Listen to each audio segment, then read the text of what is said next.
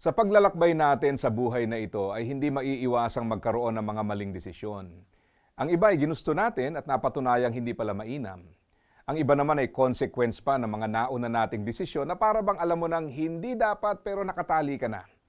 Ang masaklap sa bawat pagkakamali ay bumabago ito ng pagtingin natin sa ating sarili.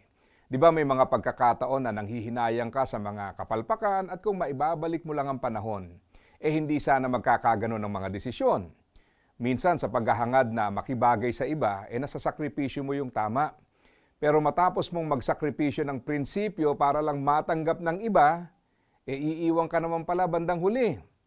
Feeling mo tuloy, napakababa na ng pagkatao mo kasi nabetray mo ang pamantayan mo tapos iniwang ka din lang naman. Nakakaapekto din ang ating mga pagkakamali sa pagtingin ng ibang tao sa atin. Marami ang hindi makakalimot sa pagkakamaling ating magagawa. Doon nila tayo tatandaan, doon nila tayo huhusgahan, at doon nila ibabatay ang pagtingin sa atin. Pero alam mo, anuman ang naging pagkakamali mo, mahalagang alalahanin na ito man ay bumago sa tingin mo, sa sarili mo. Bumago man ito sa tingin ng ibang tao sa iyo. Pero sa paningin ng Diyos ay mananatili kang mahalaga. Ang sabi sa unang Korinto chapter 15 verse 10, "Ngunit dahil sa biyaya ng Diyos, ako'y naging isang apostol, at hindi nasayang ang biyayang pinagkaloob niya sa akin dahil higit akong nagpagal kung iahambing sa ibang mga apostol. Bagamat ito'y sa pamamagitan ng tulong ng Diyos at hindi ng aking sarili lamang." Si Pablo na siyang nagsabi niyan ay isang mang-uusig ng mga taong sumusunod sa Diyos. Kung tutuusin, karumal-dumal ang kanyang mga ginawa. Pero sabi nga niya, ang biyaya ng Diyos ay nagbigay halaga sa kanya.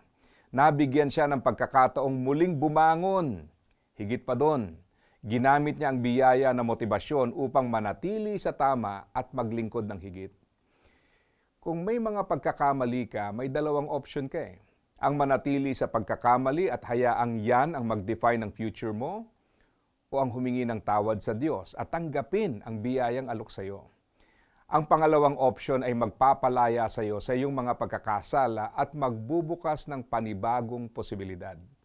Ngayong Pasko, inaalala natin ang pagdating ni Jesus dito sa mundo. Dala-dala ang biyaya para sa ating lahat.